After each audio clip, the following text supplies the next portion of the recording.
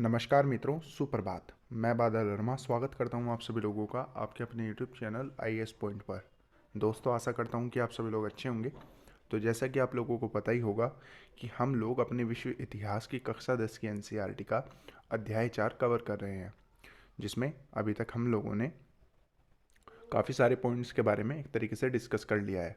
जैसे कि हम लोगों ने देखा था कि 19वीं शताब्दी में किस तरीके से जो भारत की या विश्व की अर्थव्यवस्था थी वो बदली या किस तरीके से ऊपर नीचे वो हुई, और 19वीं शताब्दी में किस तरीके से किन किन घटनाओं के माध्यम से जो अर्थव्यवस्था थी उसमें डिमांड बढ़ी, एक तरीके से सप्लाई बढ़ी। ऑलराइट, तो देखिए, जिन्होंने हमारी पहली वीडियो को नहीं देखा है तो डिस्क्रिप्शन बॉक्स में लिंक दिया गया है, आप सभी लोग जाकर हमारी पहली वीडियो को देख सकते हैं। तो आज की इस वीडियो में हम लोग डिस्कस करने वाले हैं महायुद्धों के बीच अर्थव्यवस्था।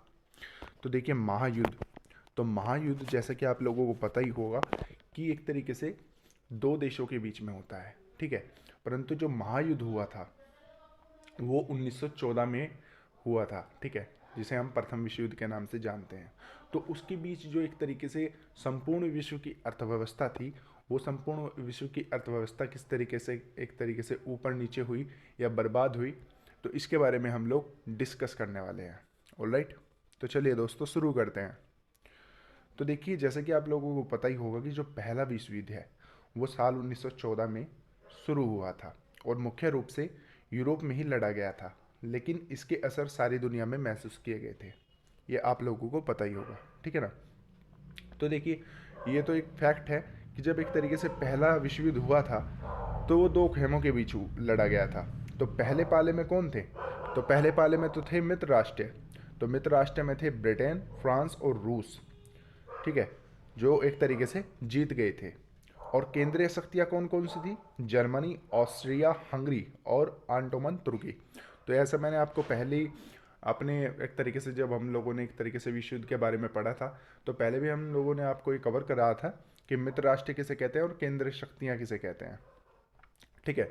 तो पहले विश्व युद्ध में मित्र राष्ट्र जो थे वो जीत गए थे, जिनमें ब्रिटेन, फ्रांस और रूस था। ऑलराइट, तो अब देखिए, इस युद्ध में हुआ क्या था। इस युद्ध में हुआ क्या था कि जो अमेरिका था वो काफ़ी ज़्यादा कर्जदार के बजाय कर्जदाता देश बन गया था, ठीक है। और युद्ध के समय हुआ क्या कि मांग बढ़ गई, उत्पादन बढ़ गया और रोजगार बढ़ गया। और युद्ध के बाद क्या हुआ? मांग घटने लगी, उत्पादन भी घटने लगा और रोजगार भी घटने लगा।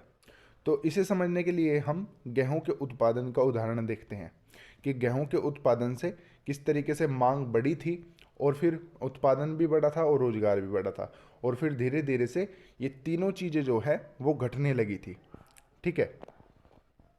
तो देखिए, जैसे कि पहले हम चित्र के बारे में बात कर लेते हैं। तो चित्र 20 में आप देख सकते हैं कि प्रथम विश्व युद्ध के दौरान एक हथियार फैक्ट्री में काम करते मजदूर। तो देखिए, युद्ध की ज़रूरतों को पूरा करने के लिए हथियारों का उत्पादन जो है वो तेज़ी से इसमें इजाफा हुआ था।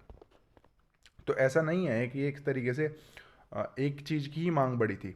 तो कई सारे ऐसे प्रोडक्ट थे या कई सारे इस तरीके की चीज़ें थी या वस्तुएं थी जिनकी डिमांड जो थी वो काफ़ी ज़्यादा बढ़ने लगी थी। उसकी वजह से जो थी महंगाई भी काफ़ी ज़्यादा बढ़ने लगी थी धीरे धीरे से, और उत्पादन भी बढ़ गया था और रोजगार भी बढ़ गया था। क्योंकि एक तरीके से जब डिमांड बढ़ती है, यानी कि जिसको हम मांग कहते हैं, तो जब मांग बढ़ती है तो एक तरीके से हमें ज़्यादा लेबर चाहिए होते हैं, यानी कि ज़्यादा मजदूर चाहिए होते हैं। तो जब मांग बढ़ेगी तो उत्पादन भी बढ़ेगा और रोजगार भी बढ़ेगा, ये फैक्ट है। और अगर एक तरीके से मांग घटेगी तो रोजगार भी घटेगा और एक तरीके से उत्पादन भी घटेगा। तो गेहूं के बारे में एक तरीके से, गेहूं के उत्पादन के बारे में एक तरीके से हम लोग समझने की कोशिश करते हैं, ठीक है। तो देखिए, प्रथम विश्व युद्ध के पहले गेहूं के निर्यात का जो काम है वो पूर्वी एशिया, यूरोप करते थे। परंतु जो विश्व युद्ध है उसके समय सबसे ज़्यादा जो मांग है वो औद्योगिक सामान का था, इसलिए कृषि आधारित उत्पादन को कम कर दिया गया था। परंतु इस बात का फायदा यूएसए और कनाडा के उद्योगों ने उठाया। उन्होंने औद्योगिक सामान और साथ ही साथ जो कृषि के वाले सामान थे, ठीक है, तो उसका उत्पादन किया था उन लोगों ने। परंतु जैसे ही विश्व युद्ध उस समय समाप्त हुआ था ना, तो उस समय हुआ क्या कि जो पूर्वी यूरोप में गेहूं की पैदावार थी वो सुधरने लगी थी और विश्व बाजार में गेहूं बेचने वाले ढेर सारे व्यापारी आ गए थे, जिससे अधिक उत्पादन हो गया और उसकी वजह से ही उत्पादकों को हानि हुई। तो इस तरीके से ये सब चीज़ें जो थी वो हुई थी। तो देखिए पहले चित्र 21 में भी हम लोग बात कर लेते हैं। तो देखिए फैक्ट्री के बाहर कतार में खड़े टी मॉडल गाड़ियाँ, ठीक है। तो साल 1920 के दशक में अमेरिकी अर्थव्यवस्था में एक बड़ी खासियत थी कि मास प्रोडक्शन का चलन, यानी कि बृहत उत्पादन का चलन। तो बृहत उत्पादन की ओर बढ़ने का सिलसिला जो है 19वीं सदी के आखिर से ही शुरू हो चुका था और 1920 में दशक में अमेरिकी औद्योगिकी उत्पाद का विशेषता ही बन गया था और कार निर्माता हेनरी फोर्ड बृहत उत्पादन को विख्यात प्रणेता थे और उनने शिकागो के बूचड़ खाने की असेंबली लाइन की तर्ज पर डेट्रॉयट के अपने कारखाने के आधुनिक असेंबली लाइन स्थापित की थी। तो देखिए कई सारी एक तरीके से चीज़ों के भी आविष्कार और एक तरीके से कई सारी चीज़ों की फैक्ट्रियाँ जो हैं वो खोली गई थी। तो साल 1914 में वेतन जो है वो दोगुना कर दिया गया था, यानी कि $5 प्रतिदिन। साथ ही उन्होंने अपने कारखानों में ट्रेड यूनियन गतिविधियों पर भी पाबंदी लगा दी थी, ठीक है। उस समय हुआ क्या, उस समय बड़े पैमाने पर जो हुआ है ना, उत्पादन और उपभोग जो है वो बढ़ गया। तो युद्ध के बाद अमेरिका की जो अर्थव्यवस्था थी उसमें बहुत ही ज़्यादा वृद्धि हुई। इसका कारण बृहत उत्पादन था, जैसा कि मैंने अभी आपको बताया। तो देखिए फोर्ड मोटर्स कंपनी का उदाहरण लेते हुए हम समझेंगे कि किस तरीके से जो बृहत उत्पादन है वो धीरे धीरे से बढ़ा। तो हेनरी फोर्ड जो कि फोर्ड मोटर्स कंपनी के संस्थापक थे, उन्होंने असेंबली लाइन व्यवस्था लागू की। इस व्यवस्था में जो मजदूर काम किया करते थे वे पूरे दिन वही बार बार करता है, ऐसे नहीं, पूरे दिन वही बार बार करता, ऐसे में मजदूर को ज़्यादा काम करना पड़ता था, जिसकी वजह से उन्होंने काम छोड़ दिए। परंतु कंपनी ने वेतन को दुगना कर दिया। छोड़ रहे मजदूर फिर से काम पर लग गए, क्योंकि जो वेतन था वो दोगुना कर दिया गया था, यानी कि $5 उस समय वेतन बढ़ा दिया गया था, जिसके कारण अमेरिका में वृहत उत्पादन हुआ और अमेरिका के पास बेचने के लिए बाजार चाहिए था, ठीक है। तो उन्होंने हर जगह अपने उत्पादन का निर्यात करना भी प्रारंभ कर दिया और इस प्रकार अमेरिका ने न सिर्फ भिन्न भिन्न देशों में बल्कि पूरे विश्व में निर्यात किया, ठीक है ना। तो पूरे विश्व में निर्यात किया। और ये आप चित्र भी देख सकते हैं, जैसे कि अभी भी मैंने आपको एक चित्र दिखाया था। तो उस समय कुछ इस तरीके की कार्स को बनाता था फोर्ड। तो इसमें आपको दो चीज़ें पता चल गई, एक तो फोर्ड कंपनी के बारे में आपको पता चल गया और साथ ही साथ उसके संस्थापक के बारे में भी आपको पता चल गया कि उस समय एक तरीके से जो संस्थापक थे इसके कौन थे। तो अब बात करते हैं हम महामंदी की। तो देखिए जैसे कि आप लोगों को पता ही होगा कि जो आर्थिक महामंदी है उसकी शुरुआत साल 1929 से हुई थी। इसमें उत्पादन, रोजगार और व्यापार में भयानक गिरावट जो है वो दर्ज की गई थी। यानी कि जो एक तरीके से जिसे हम आज तो क्या है कि हम जीडीपी के हिसाब से ही देखते हैं कि क्या ऊपर जा रहा है, क्या एक तरीके से घट रहा है, अर्थव्यवस्था घट रही है, बढ़ रही है। परंतु उस समय एक तरीके से जीडीपी जो है, जीडीपी नहीं बनाई गई थी। बस ऐसा ही था कि लोग सिंपल तरीके से ही एक तरीके से वो पहचान लेते थे कि भाई महामंदी है, ठीक है। परंतु जो ये जीडीपी बनाई गई थी वो बाद में बनाई गई थी। परंतु साल 1929 में आर्थिक महामंदी की शुरुआत हुई थी। इसमें सभी चीज़ों में एक तरीके से गिरावट को दर्ज किया गया था। जो बड़े बड़े एक तरीके से अर्थशास्त्री थे उन्होंने इस गिरावट को दर्ज किया था। तो उत्पादकों की खेतीहार उत्पादकों की कीमत में भी जो है वो भारी कमी आ गई थी और बेरोजगारी क्या हुआ, बेरोजगारी बढ़ गई थी। तो ये तो देखो फैक्ट की बात है कि एक तरीके से जब एक तरीके से डिमांड घटेगी और एक तरीके से उत्पादन घटेगा तो क्या होगा, जो बेरोजगारी है वो बढ़ जाएगी। तो देखिए इसमें भी महामंदी के दो मुख्य कारण थे। तो पहला कारण तो ये था अधिक उत्पादन। देखिए युद्ध के बाद हुआ क्या कि जो मांग में तो कमी आ ही गई थी, परंतु देश में अपना अपना उत्पादन जो है वो कम नहीं किया। इसकी वजह से सभी वस्तुओं का जो उत्पादन था वो बहुत ही ज़्यादा हो गया और कीमतें क्या हुआ, एक तरीके से गिर गई। उससे क्या हुआ, एक तरीके से ऋण की कमी लोगों में हो गई, क्योंकि अमेरिका दूसरे देशों को ऋण देना बंद कर दिया, जिसकी वजह से उनके पास विकास के दूसरे रास्ते नहीं थे, ठीक है ना। अब बात करते हैं, देखिए चित्र के बारे में भी बात कर लेते हैं, क्योंकि चित्र से बहुत कुछ समझने और सीखने को मिलता है। तो देखिए, बेरोजगारी के लाभ के लिए कतार में खड़े लोग अमेरिका, डॉरेथी लेक द्वारा ये दिया गया ये चित्र है, जो कि साल 1938 का है। तो सौजन्य इसमें दिखाया गया है कि एक तरीके से library of Congress prints and photographs divisions, एक बेरोजगारी जनगणना से पता चला गया है कि देश में 1 करोड़ से ज़्यादा लोगों के पास कोई काम नहीं है। तो अमेरिका के बहुत सारे राज्यों में स्थानीय प्रशासन की ओर बेरोजगारी के छोटे छोटे भत्ते दिए जाने चाहिए। ये लंबी कतारों, महामंदियों के सालों में गरीबी और बेरोजगारी का उस समय के प्रतीक थे।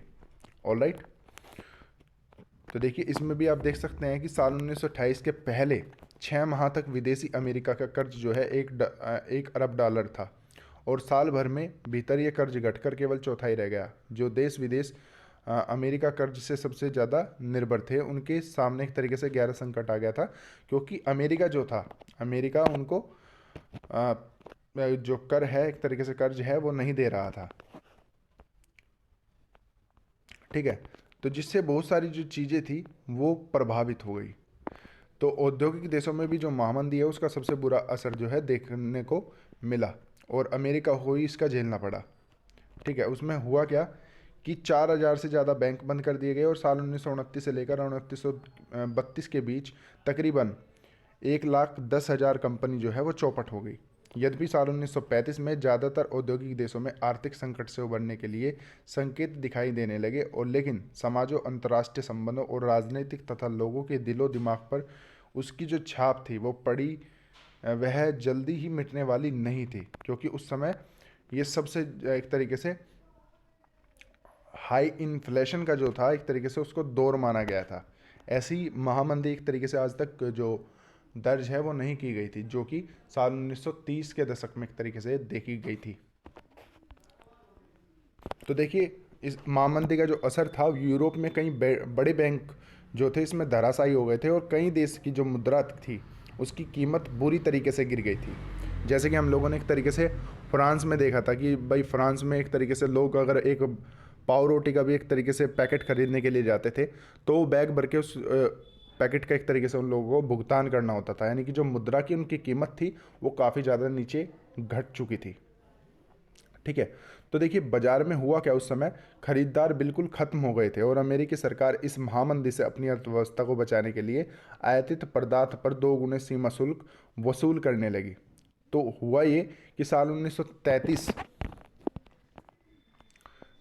तक हुआ ये कि साल 1933 तक 4,000 से ज़्यादा जो है वो बैंक बंद कर दिए गए, और साथ ही साथ साल 1929 से लेकर 1932 के बीच तकरीबन 1,10,000 कंपनियां जो है वो चौपट हो गई। ठीक है, तो अब बात करते हैं हम भारत की महामंदी के असर के बारे में। तो देखिए, जैसे कि आप लोगों को पता ही होगा कि जब एक तरीके से प्रथम विश्व युद्ध साल 1914 में लड़ा गया था, और साल 1918 में इसकी समाप्ति हुई थी, तो इन 4 सालों में एक तरीके से पूरे विश्व को प्रभावित किया था। पूरे विश्व में एक तरीके से ऐसा एक दौर था कि अर्थव्यवस्था को इसमें गहरा प्रभाव पड़ा था। ठीक है, तो जब एक तरीके से अर्थव्यवस्था को गहरा प्रभाव पड़ा, तो संपूर्ण विश्व में जो अर्थव्यवस्था थी वो गिर गई। तो सिंपल सी बात है कि अपना भारत भी उस समय कहाँ बचा होगा। तो देखते हैं कि भारत में महामंदी का एक तरीके से क्या असर था। तो भारत में आयात और निर्यात पूरी तरीके से आधा हो गया था महामंदी की वजह से, और लोगों को बहुत सारी समस्याएं आने लगी थी। इन समस्याओं के कारण भारत के लोग जो है वो ब्रिटिश सरकार का विरोध करने लगे, और गांधी जी ने सवर्ण अवज्ञा आंदोलन भी उस समय क्या कर दिया था, वो प्रारंभ कर दिया था। ठीक है ना, और इसमें साल 1928 से लेकर 1934 के बीच जो है आयात निर्यात काफ़ी ज़्यादा घट गया था, जैसे कि मैंने अभी आपको बताया। और 28 से लेकर 34 के बीच भारत में जो गेहूं की कीमत है वो 50% तक घट गई थी। ठीक है, तो गांधी जी ने जब एक तरीके से अवज्ञा आंदोलन एक तरीके से शुरू किया, तो यह अवज्ञा आंदोलन एक तरीके से इस तरीके से चला कि चलो भाई, नगद की उम्मीद में और कोई पटसन तुम उगाओ, लागत और कर्ज में पीसकर नाव में दी पाओ, सारी पूंजी लगा फंसा कर फसल खड़ी कर जाओ, घर पर बैठे बनिए देखे 5 रुपये मन भाव।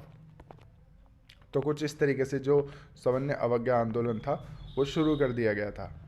और साल 1931 में मंदी में चरम पर थी और ग्रामीण भारतीय असंतोष और उथल पुथल के दौर में गुजर रहा था। उसी समय महात्मा गांधी ने सवर्ण अवज्ञा यानी कि सिविल नाफरमानी आंदोलन जो है वो शुरू कर दिया था।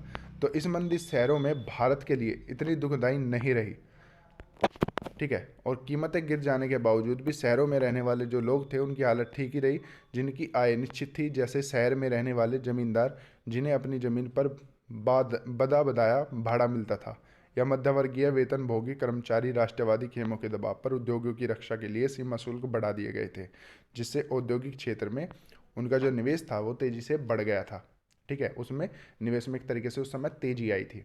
तो ये आप लोग समझ सकते हैं कि एक तरीके से प्रथम विश्व युद्ध एक तरीके से जब हुआ था और महामंदी हुई थी, तो भारत जो है इतना ज़्यादा इफेक्टिव नहीं हुआ था उससे, ठीक है। तो कई सारे जो लोग थे वो हमारे देश में कृषि पर ही निर्भर थे।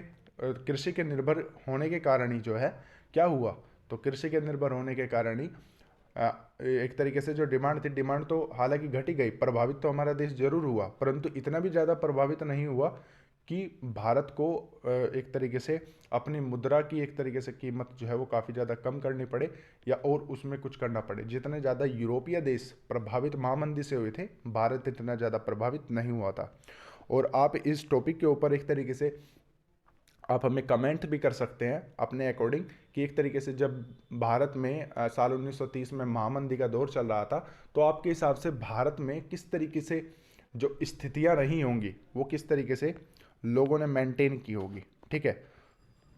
तो आई होप कि आज की वीडियो आप लोगों को काफ़ी ज़्यादा अच्छी लगी होगी, आप लोगों को ये वीडियो पसंद आई होगी। अगर आपको ये वीडियो अच्छी लगी है तो प्लीज़ वीडियो को लाइक शेयर कमेंट करना न भूलें। और अगर अभी तक आप लोगों ने हमारे यूट्यूब चैनल को सब्सक्राइब नहीं किया है और अगर आप लोग हमारे अभी तक टेलीग्राम ग्रुप से ज्वाइन नहीं हुए हैं, तो प्लीज़ डिस्क्रिप्शन बॉक्स में लिंक दिया गया है टेलीग्राम ग्रुप का, आप ज्वाइन हो जाइए, क्योंकि उसमें यूपीएससी से रिलेटेड आप लोगों को डेली नोट्स प्रोवाइड कराए जाते हैं। और प्लीज़ हमारे यूट्यूब चैनल को सब्सक्राइब कर लीजिए और बेल आइकन को ज़रूर दबा दीजिए, जिससे आपको हमारी वीडियो के आने वाली नोटिफिकेशन सबसे पहले टाइम पर मिल जाए। इसी के साथ हैव ए गुड डे, जय हिंद। कल हम फिर से बात करते हैं विश्व अर्थव्यवस्था का पुनर्निर्माण और युद्धोत्तर काल। ऑलराइट, तो टेक केयर, बाय बाय।